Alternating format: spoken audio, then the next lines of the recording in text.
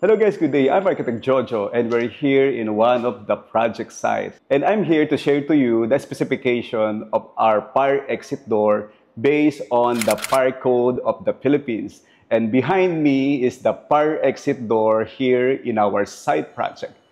And I will share to you now the specification of our fire exit door. Alright, so here as you can see, this is our fire exit door here in the project site. Now, according to Fire Code of the Philippines, the minimum width of our fire exit door should be 0.71 or 71 centimeter or 0.71 meter. Now, the maximum of the width of our fire exit door should be 1.22 meters. So we have the minimum of 0.71 meter and the maximum of 1.22 meters. Now, regarding the fire resistive rating of fire exit door, according to Fire Code of the Philippines, so itong ating fire exit door should have 1R fire resistive rating. Now, ano ba yung mga component ng isang fire exit door? So right here, as you can see, meron tayong panic device. So ito yung pino-push natin to open the fire exit door during emergency, like this. So tutulak natin siya. Now, according to Fire Code of the Philippines, ang force needed daw sa pagtulak ng ating panic device ay 7 kilograms. So hindi siya dapat tumaas ng 7 kilograms. So para kaya siyang itulak kahit yung mga kids, no, to open the fire exit door. Gaya niyan. So easily, you will not exert much more effort or pressure just to push this fire exit door. Yan.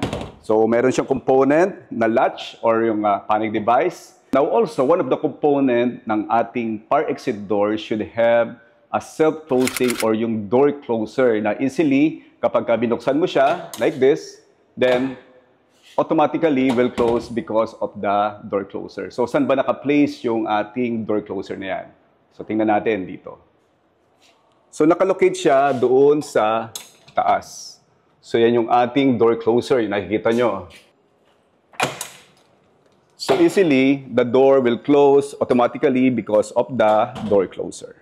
Now, over here, as you can see, meron din tayong signage, no, na naka-indicate dito. Yung nakikita nyo yung kulay green na merong illuminated na light.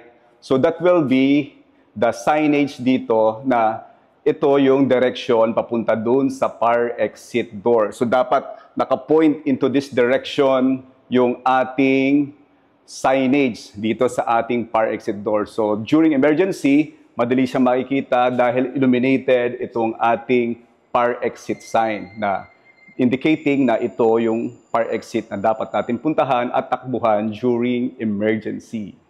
Now, one of the components pa ng isang fire exit door, dapat meron siyang re-entry every 4 floors. So we can access doon sa area na kung saan safe tayo at walang apoy. At dapat din siya, meron siyang re-entry every 4 floors. Yung pinto dapat ng ating fire exit door, meron siyang latch. We can open it through the latch at makakapunta tayo doon sa area na safe tayo na walang apoy. So kagaya nito, every fire exit, ang tulak niya is papasok. Papunta doon sa loob ng ating fire exit stair. No? So dapat daw, according to Fire Code of the Philippines, meron din siyang re-entry every 4 floor. At paano natin magagawa yon kung pagpasok natin dito sa pinto na to is malalak na siya dahil meron siyang panic device. So automatically, hindi na tayo makakapasok doon sa mga susunod na pintuan dahil nakalak na siya. But according to Fire Code of the Philippines, dapat may provision to enter every 4 floors. So ano ba yung device or ano ba yung lock set na ginagamit natin para makapasok ka uli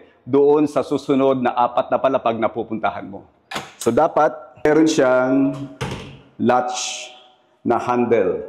So ito yung tinatawag na re-entry handle para makapunta ka uli doon sa area na walang sunog. No? So every 4 floors dapat meron tayong ganito na handle para makapasok ulit tayo, makapunta ulit tayo dun sa hallway na walang sunog. Kagaya niyan. So yan ang importance ng ating latch na handle para dun sa pag-access natin every 4 floors. So maka-escape tayo from the fire dahil meron tayong entry point na pwede pa natin puntahan na hindi nakalock ang pinto. So ito yung fire exit door na mapupuntahan natin during emergency or in case of fire. So tandaan natin, meron tayong mga signage dyan na kung saan nakaturo yung ating fire exit door. And also we have the latches or yung panic device.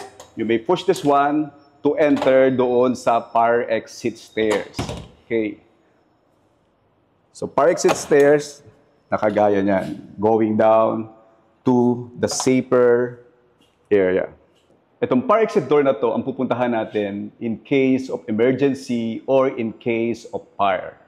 Now, yan yung mga components and specification ng ating fire exit door according to Fire Code of the Philippines or RA 9514 or tinatawag na Republic Act 9514, which is referring to Fire Code of the Philippines.